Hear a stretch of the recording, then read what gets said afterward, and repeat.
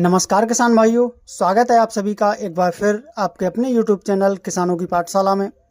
किसान भाइयों, अगर आपकी धान की फसल लगभग 30 से 40 दिन के आसपास की हो चुकी है और उसमें जो कल्लों की संख्या है वो आपको बहुत ही कम देखने को मिल रही है, यानी कि आपकी जो धान की फसल है उसमें टेलरिंग बहुत ही कम हुई है, आपकी फसल में पीलापन है या फिर आपकी फसल अच्छी तरह से ग्रोथ करके नहीं चल रही है और आपने अपनी धान की फसल में बहुत सारे जो खाद और उर्वरक हैं उनका इस्तेमाल कर लिया है, परंतु आपकी जो धान की फसल है उसमें जो फुटाव है वो अच्छे से नहीं हो पा रहा है। तो किसान भाइयों, आज की इस वीडियो में मैं जो आपको खाद एवं उर्वरक बताने वाला हूं, यदि आप इनका उपयोग अपनी धान की फसल में सही समय पर कर लेते हैं तो किसान भाइयों, जो आपकी धान की फसल है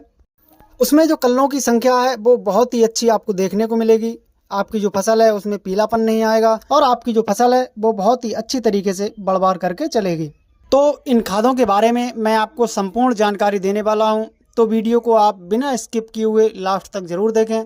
जिससे कि आप भी अपनी धान की फसल में इन खादों का इस्तेमाल करके, इन खादों का उपयोग करके अपनी धान की जो फसल है उसमें कल्लों की संख्या को बढ़ा सकें और जो धान की फसल है उसको अच्छी तरह से ग्रोथ करके चला सकें। तो चलिए स्टार्ट करते हैं। तो किसान भाइयों, जब हम अपनी धान की फसल में बहुत सारे खाद एवं उर्वरक डाल चुके होते हैं, उसके बाद भी हमारी जो फसल है उसमें जो कल्लों की संख्या है वो हमें बेहतर नहीं दिखाई देती है और हमारी जो फसल है वो अच्छी तरह से ग्रोथ करके नहीं चलती है। तो किसान भाइयों, मैं जो खाद आज आपको बताने वाला हूँ, यदि आप उसका सही तरीके से इस्तेमाल करते हैं, सही समय पर इस्तेमाल करते हैं,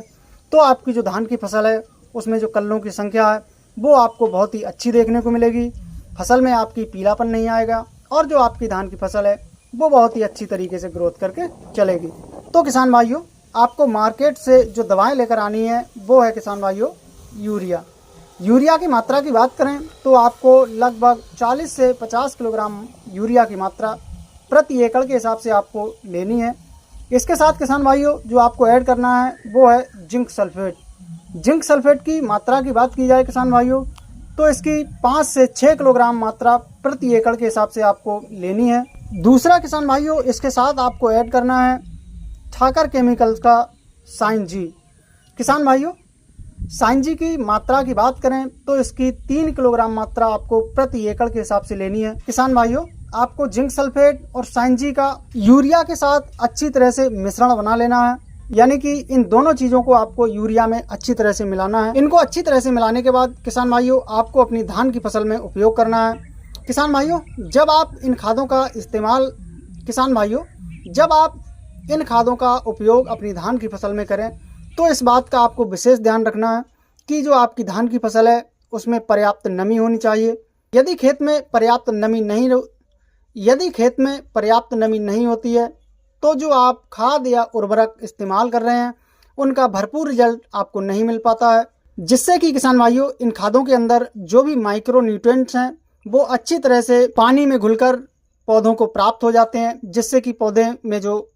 पीलापन है वो पीलापन की समस्या भी नहीं रहती है। पौधे में जो कल्लों की संख्या है वो भी तीव्र गति के साथ वृद्धि करती है और जो आपकी धान की फसल है वो बहुत ही अच्छी तरह से बढ़ करके चलती है। किसान भाइयों, जब आप इन खादों का उपयोग अपनी धान की फसल में करते हैं